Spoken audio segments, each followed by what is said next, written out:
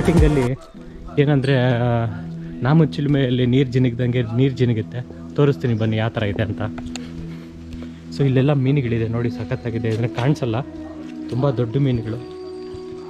So ಇಲ್ಲಿ ನೋಡಿ, ನಮ್ಮ ಅಂತರ್ಗಂಗೆನಲ್ಲಿ ನೀರು ಬಂದಾಗೆ ಯಾವಾಗೂ 24/7 ಯಾವಾಗೂ ಬರ್ತಾನೆ ಇರುತ್ತೆ. ಕಂಟಿನ್ಯೂಸ್ ಆಗಿ ಫ್ಲೋ ಇದೆ, ಅದು ಯಾವಾಗ ನೀರು ಬರ್ತಾನೆ ಇರುತ್ತೆ. ನೀರು ತುಂಬ ಚೆನ್ನಾಗಿರುತ್ತೆ. ಫಸ್ಟಲ್ಲೆಲ್ಲ ಇಲ್ಲಿ ಅಂತರ್ಗಂಗೆಯಲ್ಲಿ ನೀರು ಹಿಡ್ಕೊಂಡು ಹೋದಂಗೆ ಹೋಗೋರು. ಇಲ್ಲಿ ನೋಡ್ಬೋದು ನಮ್ಮ ಗಣಪತಿ ಸ್ವಾಮಿನೇ. ಸೊ ಇದಾದ ಮೇಲೆ ಒಳಗಡೆ ಸಪ್ತಮಾತ್ರಿಕೆಯರ ದೇವಸ್ಥಾನ ಇದೆ ನೋಡಿ. ಇಲ್ಲಿ ಹೇಳ್ದಂಗೆ ಸಪ್ತಮಾತ್ರಿಕೆಯರ ದೇವಸ್ಥಾನ.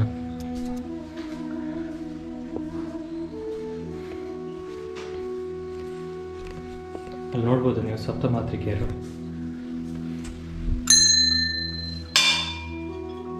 ಅಲ್ಲಿ ಹರಿಯೋ ನೀರು ಸೌಂಡು ಇಲ್ಲಿ ಕೇಳಿಸುತ್ತೆ. ಸೊ ಅವರೇ ನಮ್ಮ ಸಪ್ತಮಾತ್ರಿಕೆಯರು. ತುಂಬ ಹಳೆಯ ದೇವಸ್ಥಾನ. ಅಲ್ಲಿ ಆಂಜನೇಯನನ್ನು ನೋಡ್ಬೋದು. ಕೈ ಮುಗಿದ್ಕೊಂಡ್ಬಿಡೋಣ. ನಮೋ Narayana. So finally have reached Mukteshwara Math, ಶಿವನ ದೇವಸ್ಥಾನ ನೋಡ್ಬೋದು. ಇಲ್ಲಿ ಗೋಶಾಲೆ ಕೂಡ ಇದೆ.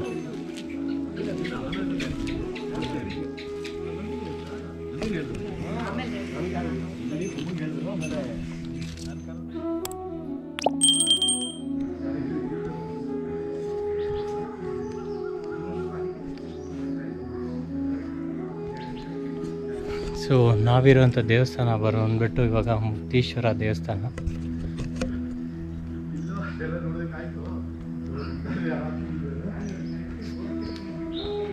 ಸೊ ನೋಡ್ಬೋದು ಅಲ್ಲಿ ಶ್ರೀ ಮಹರ್ಷಿಗಳ ಭರದ್ವಾಜ. ಇಲ್ಲಿ ಶಿವನ ವಿಗ್ರಹ ನೋಡ್ಬೋದು, ನೀರಿನಲ್ಲಿ ಇರೋದಂತ ಅನ್ಸುತ್ತೆ. ತೋರಿಸ್ತೀನಿ, ನೀರಿನಲ್ಲಿರೋದು ಗಂಗಾಧರೇಶ್ವರ. ಮೇಲೆ ನಂದಿ, ಆಲದ ಮರ.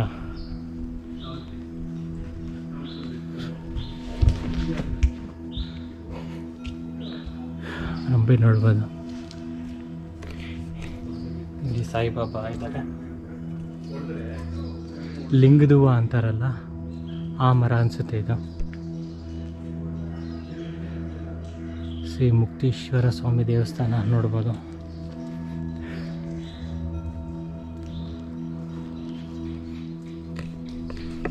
ತುಂಬ ಫೇಮಸ್ಸು ಇದು. ಮುರುಗಮಲ್ಲನಲ್ಲಿ ಬರುತ್ತೆ. ಚಿಂತಾಮಣಿಯಿಂದ ಒಂದು 7 ಕಿಲೋಮೀಟರ್ಸು, ಬ್ಯಾಂಗ್ಳೂರಿಂದ ಒಂದು 70 ಕಿಲೋಮೀಟರ್ಸ್ ಆಗುತ್ತೆ. ಇಲ್ಲಿಂದಾನೇ ನೋಡ್ಬೋದು.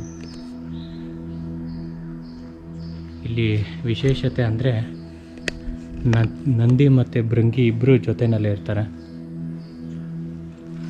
ಆಚೆಯಿಂದಾನೇ ತೋರಿಸ್ತೀನಿ. ಒಳಗಡೆ ಪರ್ಮಿಷನ್ ಇದೆಯಾ ಇಲ್ಲ ಅಂತ ಗೊತ್ತಿಲ್ಲ.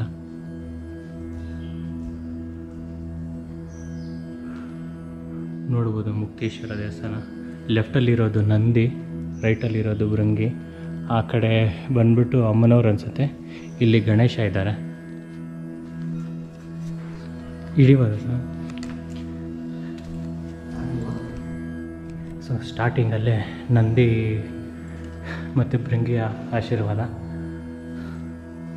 ಸೊ ಮುಕ್ತೇಶ್ವರ ದೇವರು.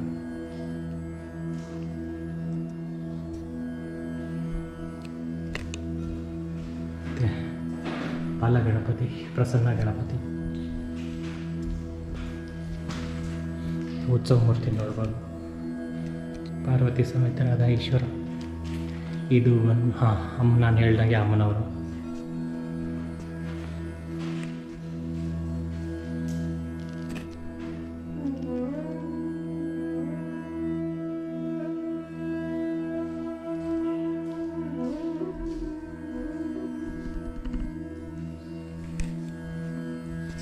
ಬಾಲಸುಬ್ರಹ್ಮಣ್ಯನ ನೋಡ್ಬೋದು.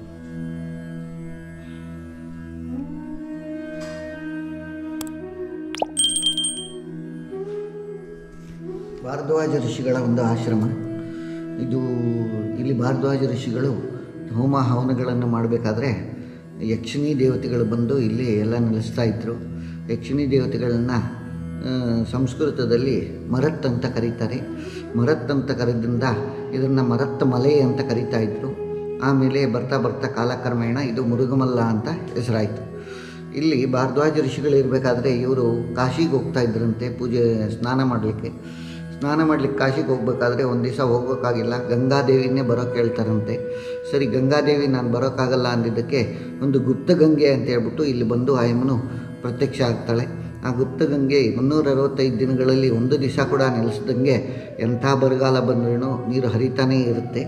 ಆಮೇಲೆ ಇಲ್ಲಿ ಶ್ರೀರಾಮಚಂದ್ರರು ತನ್ನ ಹೆಂಡತಿಯನ್ನು ಕಾಡಿಗೆ ಕಳಿಸಿದಾಗ ಅವ್ರಿಗೆ ತುಂಬ ಬೇಜಾರಾಗಿ ಕಾಶಿಯಲ್ಲಿ ವಿಶ್ವನಾಥನ ಬೇಡಿಕೊಂಡಾಗ ಅವರು ಹೇಳ್ತಾರಂತೆ, ಭಾರದ್ವಾಜ ಋಷಿಗಳ ಒಂದು ಆಶ್ರಮಕ್ಕೆ ಹೋದರೆ ನೀವು ಅಲ್ಲಿ ನಿಮಗೆ ಕಷ್ಟಗಳ ಪರಿಹಾರ ಆಗುತ್ತೆ ಅಂತ. ಹಾಗಾಗಿ ಅವರು ಇಲ್ಲಿ ಬಂದು ಭಾರದ್ವಾಜ ಋಷಿಗಳನ್ನು ಸಂಪರ್ಕಿಸಿದಾಗ ಇಲ್ಲಿ ಆವಣಿಯಲ್ಲಿ ಅವರು ಒಂದು ಸೀತಾದೇವಿ ಲವಕುಶರಿಗೆ ಜನ್ಮವನ್ನು ಕೊಟ್ಟಿರ್ತಾಳೆ.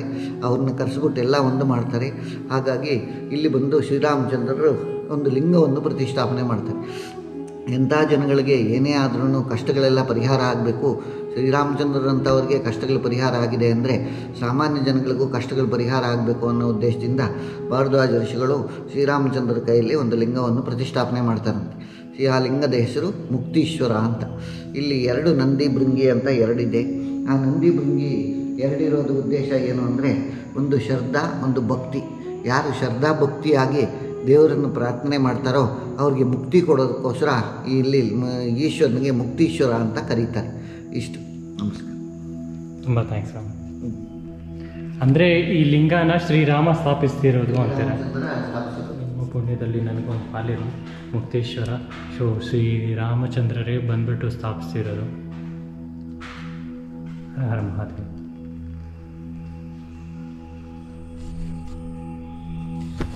ಸೊ ನೋಡಿದ್ರಲ್ವ, ಮುಕ್ತೇಶ್ವರ ಶ್ರೀರಾಮನಿಂದ ಸ್ಥಾಪಿಸಲ್ಪಟ್ಟ ಮುಕ್ತೇಶ್ವರ ದೇವಸ್ಥಾನ ತುಂಬ ಚೆನ್ನಾಗಿದೆ. ಸೊ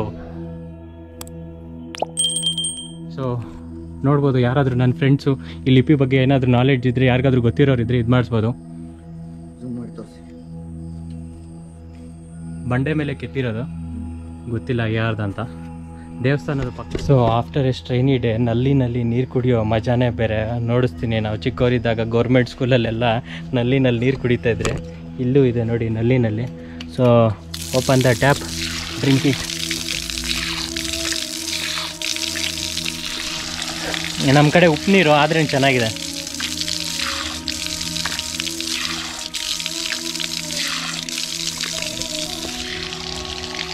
ಸೂರ್ಯ ಅಸ್ತಮಿಸಿದ್ದಾಗಿದೆ. ಮುಕ್ತಿಗಿರೀಶ್ವರ ಮಠ ಬಂದು ಪಕ್ಕ ಶುಡ್ ವಿಸಿಟು. ತುಂಬ ಪವರ್ಫುಲ್ ಗಾಡು, ತುಂಬ ಸೌಂಡ್ ಪಾರ್ಟೀಸ್ ಎಲ್ಲ ಬರ್ತಾರೆ, ಅಂದ್ಕೊಂಡಿದ್ದೆಲ್ಲ ಆಗುತ್ತೆ. ಸೊ ಇದು ಬಂದುಬಿಟ್ಟು ಮುರುಘಮಲನಲ್ಲೇ ಬರುತ್ತೆ, ಮುಕ್ತಿಗಿರಿ ಮಠ ಅಂತಾರೆ.